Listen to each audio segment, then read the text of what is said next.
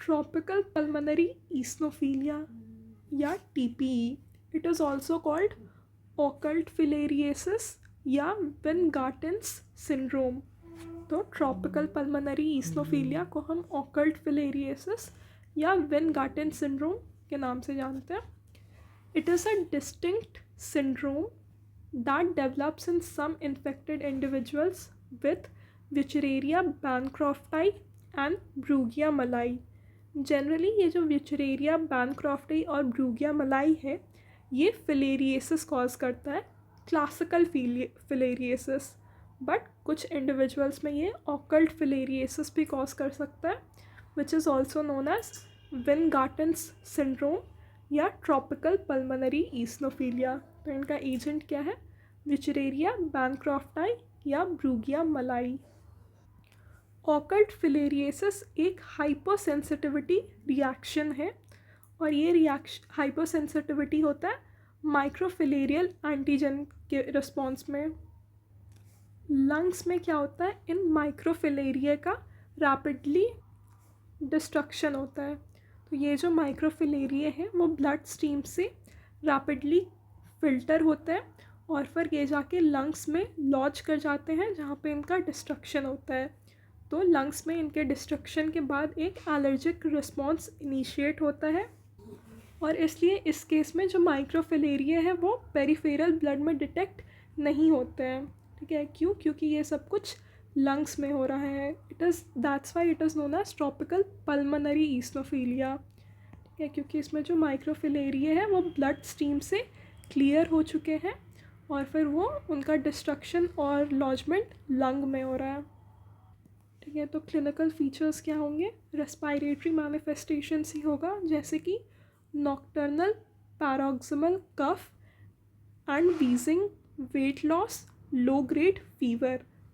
Common features are nocturnal paroxysmal cough, wheezing, weight loss and low grade fever.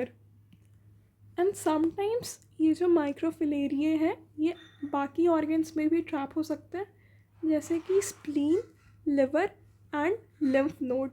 अगर spleen और liver में entrap हो रहा है तो इट विल लीड टू हेपाटोस्प्लीनोमेगली और लिम्फ नोड में एंट्रैप होंगे it is known as lymphadenopathy. So this is known as Mears-Kawiner syndrome. ठीक है, तो मेयर्स-काविनर सिंड्रोम में क्या होता है? हेपाटोस्प्लीनोमेगली भी हो रहा है और लिम्फेडेनोपैथी भी हो रहा है, क्योंकि ये जो माइक्रोफिलेरिया है they get deposited in spleen, liver and lymph node.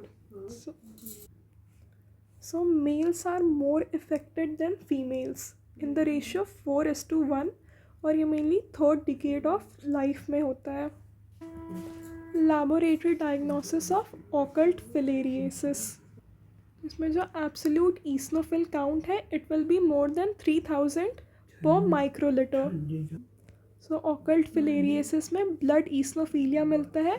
Chest x-ray will show diffuse infiltration in the chest, in the lungs, and there will be elevated serum IgE levels. Parasitic infection है तो IgE levels will be increased and pulmonary function test shows obstructive changes in the lungs. So laboratory diagnosis में blood eosinophilia, chest x-ray shows diffuse infiltration, serum IgE levels increased, pulmonary function test will show obstructive changes in the lungs. And occult filariasis responds well to DEC, that is diethyl carbamazine. So it responds well to diethyl carbamazine, that is DEC. Relapse may occur in 12 to 25% of cases. Let's see the difference between classical and occult filariasis. Classic filariasis में adult worm के कारण inflammatory changes होते हैं. ठीक है, diagnostic form is microfilaria in the blood and fluid. Organs affected are lymph node and lymphatic vessels, and it causes lymphangitis and lymphadenitis. Serology में antibody detection is not diagnostic. Okay, occult filariasis, it is a hypersensitivity reaction to the microfilaria antigen. ठीक है, इसमें blood में microfilaria absent होता है. And the organs affected are lungs, liver and spleen. Pathology में eosinophilic granuloma.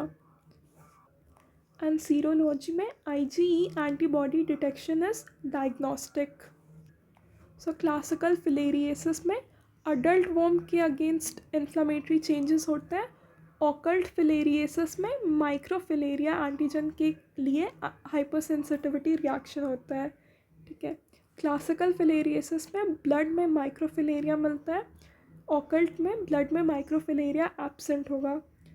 Classical में कौन कौन से ऑर्गन इफेक्ट होते हैं? लिम्फ नोड और लिम्फेटिक वेसल्स, जिसके कारण लिम्फेंजाइटिस और लिम्फ एडिनाइटिस होता है. ऑकल्ट में लंग, लिवर और स्प्लीन इफेक्ट होता है और इसमें ईस्नोफिलिक ग्रैन्युलोमा मिलता है. ठीक है, क्लासिकल में antibody detection is not diagnostic.